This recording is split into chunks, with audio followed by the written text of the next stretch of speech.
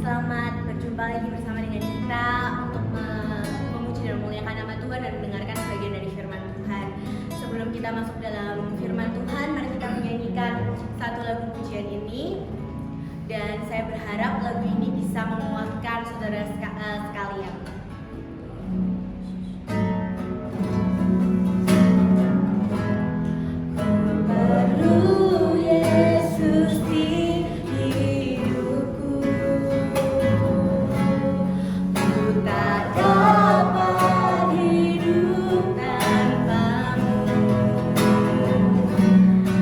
Ku ingin selalu bersama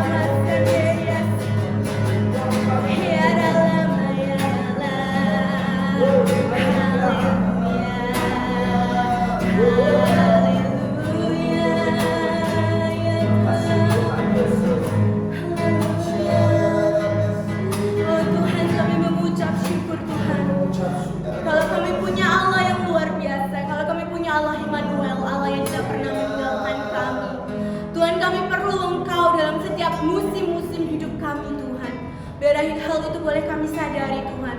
Kuatkan dan teguhkanlah iman kami, supaya kami tetap boleh berjalan di jalan-Mu Tuhan. Supaya kami tetap boleh setia Tuhan mengikut Engkau Tuhan. Kami mau serahkan kalau hari ini kami akan mendengarkan sebagian dari firman-Mu. Engkau berkati hamba-Mu yang akan menyampaikan firman-Mu. Biarlah setiap perkataan, ucapan yang disampaikan boleh mewakilkan Tuhan apa yang Engkau ingin sampaikan kepada kami.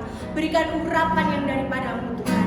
Biarlah firman-Mu itu boleh menjadi rema buat kami. Siapkan hati kami, pikiran kami, supaya kami boleh fokus dan berkonsentrasi Tuhan untuk mendengarkan firman Tuhan. Dan firman yang kami dengar itu tidak terbuang sia-sia, tetapi boleh menjadi sesuatu yang mengubahkan dan memperbaharui hidup kami Tuhan.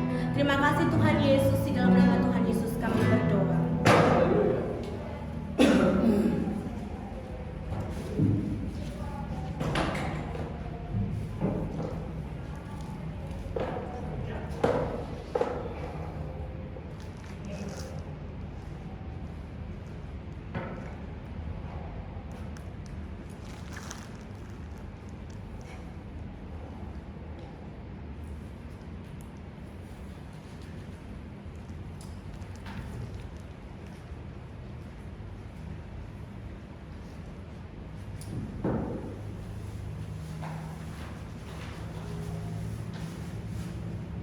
Shalom. Salam sejahtera yang dikasih dalam nama Tuhan Yesus Kristus. Puji nama Tuhan. Oleh karena kemurahan Tuhan, kita bisa memulai ibadah online ini lagi, ya. Oleh karena kemurahan Tuhan, kita dipelihara. Walaupun saat ini kita menghadapi yang namanya masa sukar, kesulitan, krisis, ya. Tapi puji nama Tuhan, kita bisa melaksanakan ibadah online ini semua karena anugerah dan kemurahan Tuhan. Terima kasih buat Tuhan Yesus, karena Tuhan memberikan saya sampai saat ini kekuatan, kesehatan, bisa menyampaikan firman Tuhan malam hari ini. Saya akan membagikan firman Tuhan. Tema yang saya ambil di dalam Habakuk 3 ayat 17 sampai 19. Temanya cara menghadapi masa yang sukar. Cara menghadapi masa yang sukar. Habakuk pasal 3 ayat 17 sampai yang 19.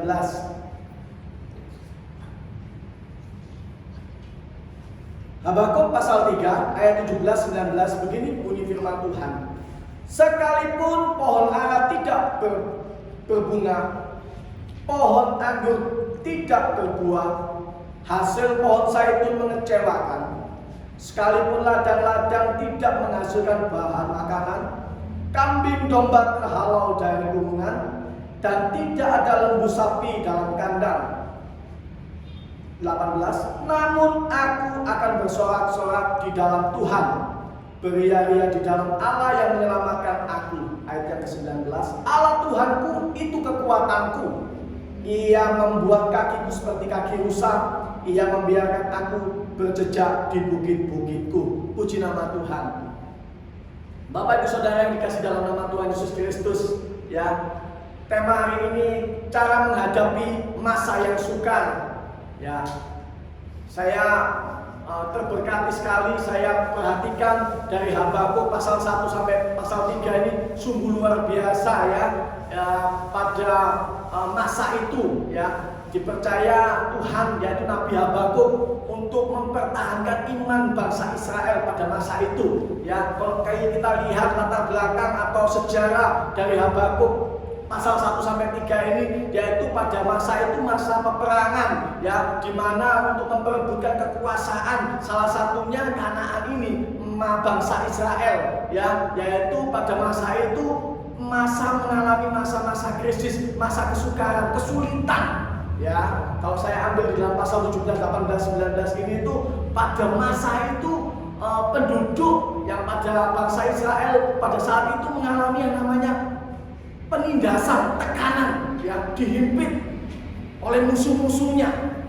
Ya, kalau kita lihat sejarahnya Habakuk pasal 1 sampai pasal 3 ini luar biasa.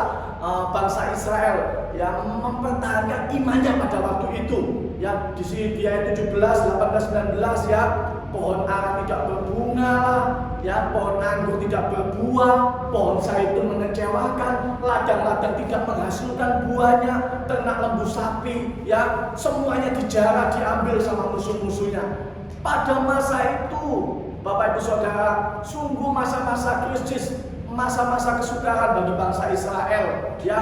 Nah, yang pada waktu itu yang biasanya bangsa Israel bercocok tanam, ya, dia mendapatkan penghasilan, maka pencariannya dari ladang, dari kebun, dari lembu, ternak sapinya, ya, dan ini habis semuanya, ya, karena musuh-musuhnya merampas, ya. Kalau kita lihat sejarahnya ini luar biasa. Nah, Nabi Habakuk diutus Tuhan, ya, untuk mempertahankan iman bangsa Israel pada waktu itu, ya, luar biasa kalau saya perhatikan, saya pelajari ini.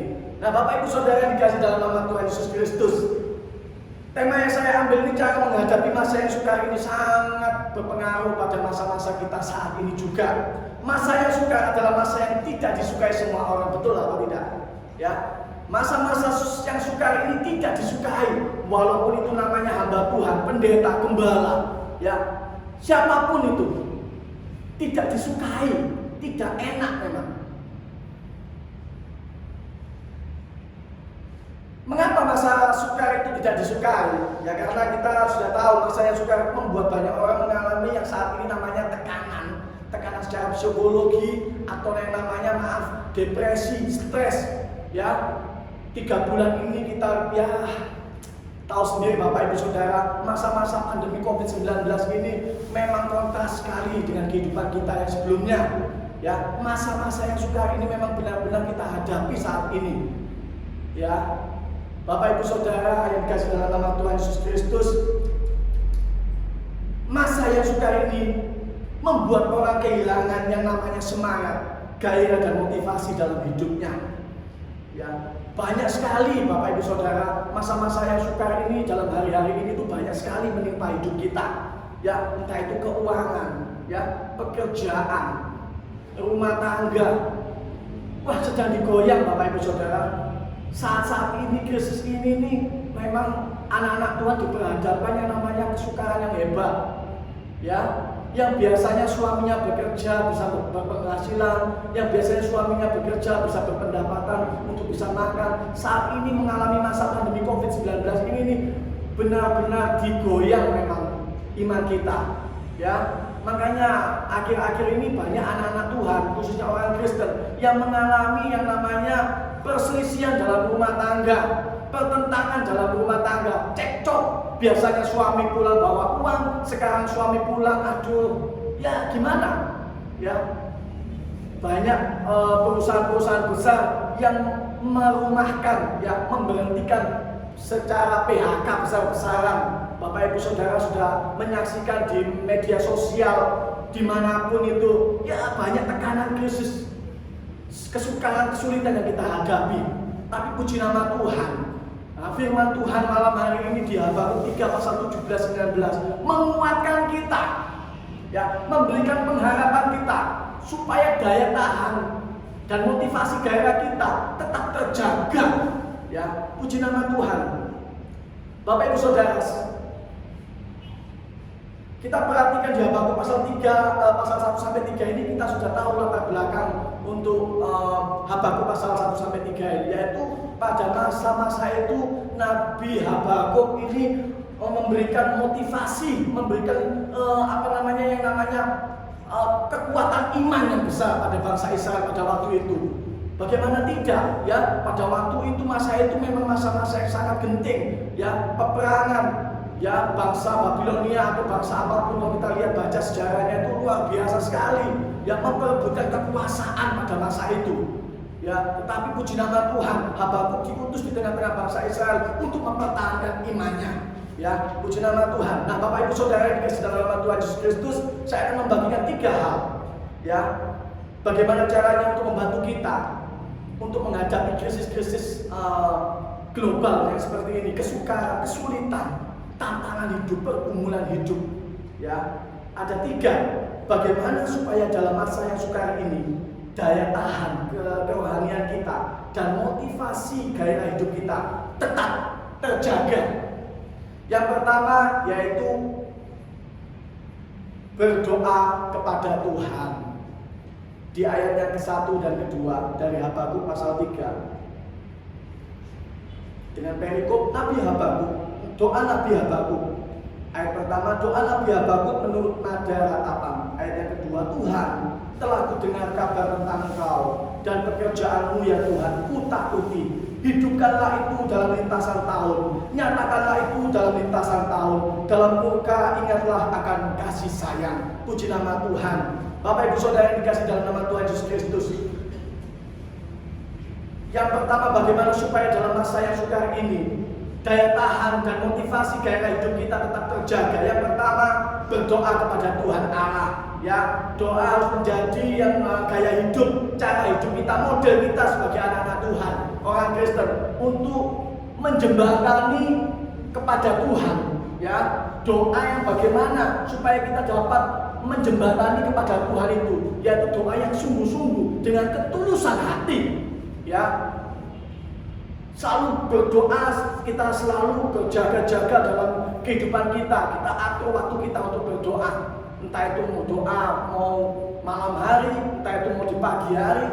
Kalau saya pada kehidupan saya berdoa setiap waktu, Bapak Ibu Saudara. Entah itu di jalan, entah itu di mobil, entah itu dalam rumah, saya tetap selalu berdoa. Ya seperti Komat Kamit ngomong sama Tuhan. Ya, kalau saya mau di jalan raya, di lampu merah, ya seperti ngomong-ngomong sama Tuhan. Oh, terima kasih Tuhan pada hari ini, kau sungguh baik Tuhan. Ya, itu namanya komunikasi sama Tuhan. Tetap terjaga. Ya, supaya kita bisa menghadapi yang namanya kesukaran dalam hidup kita, kesulitan kita menghadapi dalam badai kehidupan kita ini. Tetap kita selalu berhubungan untuk tetap melekat pada Tuhan.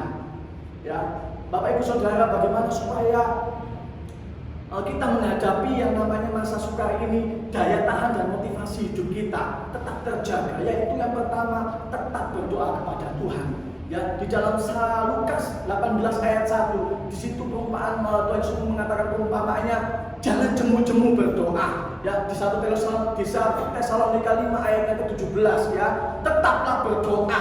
Apapun yang terjadi dalam kehidupan kita, tetaplah berdoa. Ya, puji nama Tuhan. Supaya kita kuat menghadapi yang namanya tantangan hidup ini.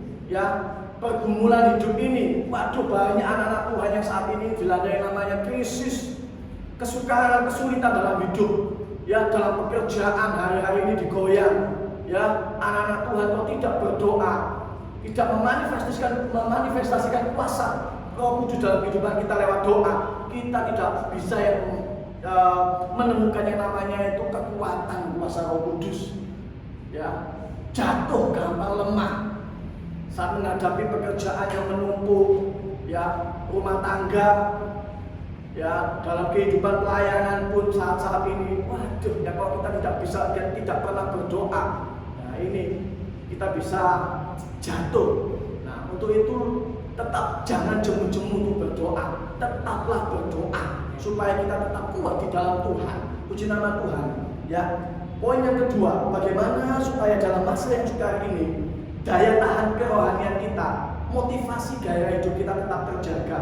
Ya, yang kedua yaitu fokus kepada Tuhan Allah dan bukan kepada masalah. Fokus kepada Tuhan Allah dan bukan kepada masalah.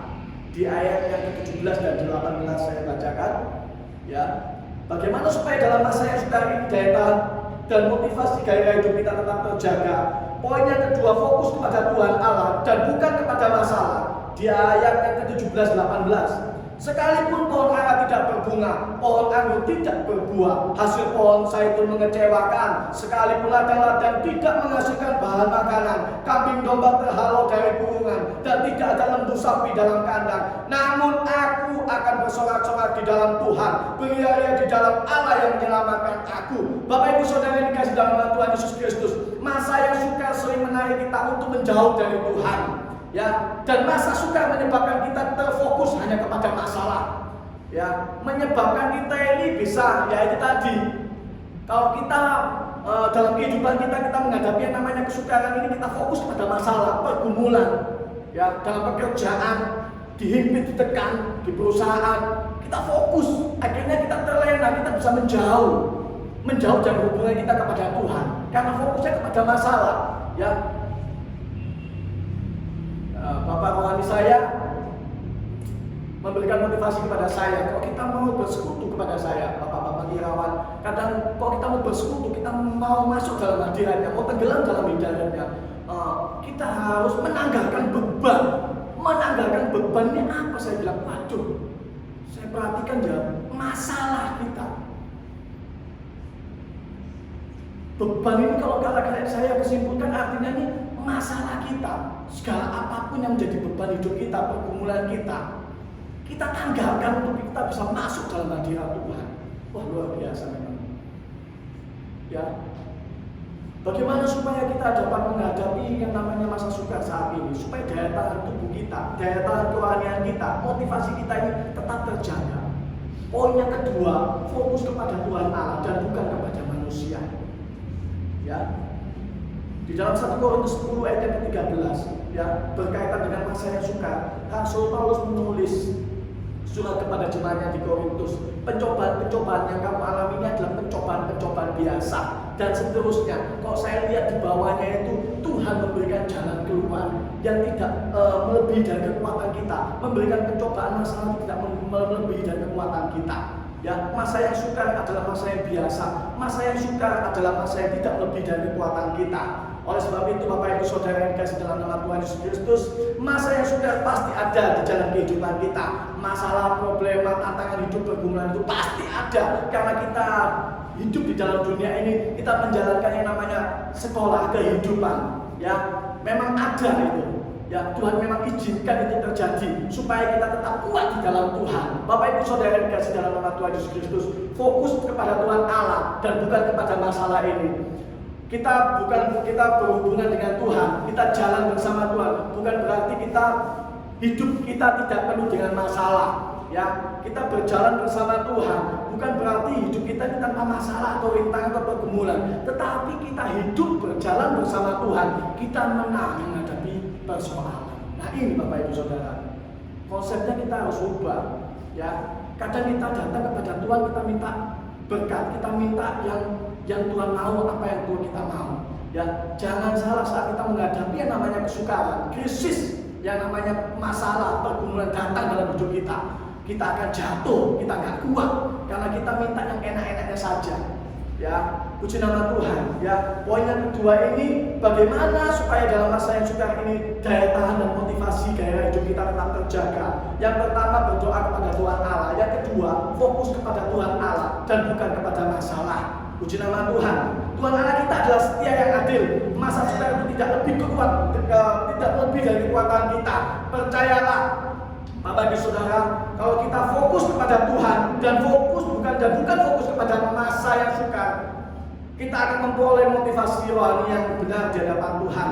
Ya, artinya kalau kita berfokus kepada Tuhan, ya, kita mempunyai pengharapan kepada Tuhan, kita mempunyai yang namanya itu penyerahan total kepada Tuhan. Maka Tuhan akan selalu melimpahkan kita pemeliharaan penyertaan Tuhan, selalu tersedia buat kehidupan kita. Asalkan kita mau fokus kepada Tuhan, kita lakukan bagian kita kepada Tuhan, bukan melihat beban kita, masalah kita, pergumulan kita, tapi kita tetap melekat kepada Tuhan, mengambil bagian dalam hidup kita untuk menyerahkan semuanya kepada Tuhan. Maka Tuhan akan selalu memberkati, memelihara, menjagai kita.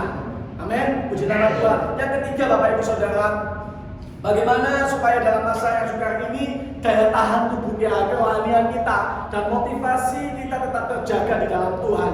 Yang pertama tadi berdoa kepada Tuhan, dan yang kedua, poin kedua, fokus kepada Tuhan Allah dan bukan kepada manusia. Poin yang ketiga ini mengandalkan Tuhan Allah. Ya, puji nama Tuhan. Ayat yang ke-19 dari Habakuk pasal 3 ayat yang ke-19 ini, poin yang ketiga mengandalkan Tuhan Allah. Ayat yang ke-19 saya baca, Allah Tuhanku itu kekuatanku, Ia membuat kakiku seperti kaki rusa, Ia membiarkan aku berjejak di bukit-bukit. Puji nama Tuhan. Bapak Ibu Saudara yang dikasihi dalam nama Tuhan Yesus Kristus, dalam masa yang sukar saat ini, kita tidak bisa mengandalkan harta kekayaan.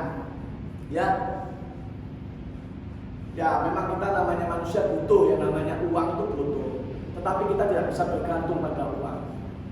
Ya, karena masa-masa musim pandemi seperti ini, harta tidak bisa memberikan kita yang namanya keselamatan hidup. Ya, hanya Tuhan yang kita andalkan yang bisa memberikan keselamatan hidup. Kadang manusia terfokus hanya untuk masalah bagaimana mencari uang untuk hidup. Memang nggak salah. Kita bekerja cari uang untuk hidup memang. Tanpa uang kita tidak bisa. Tetapi jangan sampai kita terfokus memberhalakan pekerjaan untuk mencari uang. Untuk kita bisa jauh untuk mengandalkan Tuhan.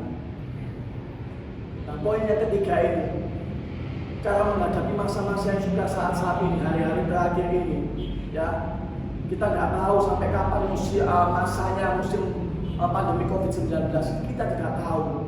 Ya bahkan saya dengar pelayanan untuk Natal ini pun ditiadakan seluruh nasional ini.